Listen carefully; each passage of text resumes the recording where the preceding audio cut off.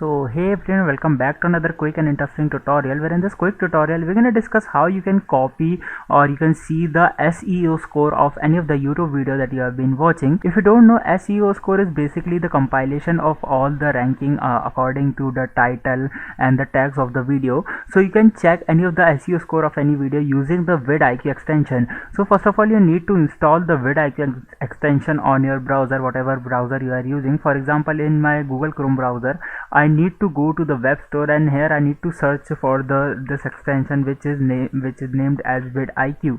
I just simply need to search the VidIQ over there, and here you're gonna see this is the VidIQ vision for YouTube. You just need to add this to your Google Chrome browser, and you need to sign in via your Google account. Once you are done with it, now whenever you open a YouTube video, for example this YouTube video, you're gonna see on the right window a special window which contains a lot information that generally YouTube don't provide. So here on the right window, you need to scroll down until you see a section of SEO, and from here you're gonna see the video SEO score according to this performance and according to the actionable tasks like the views over this particular video, or the tags that have been using, or the title and the thumbnail. According to that, this video has been set as a video SEO score set by VidIQ.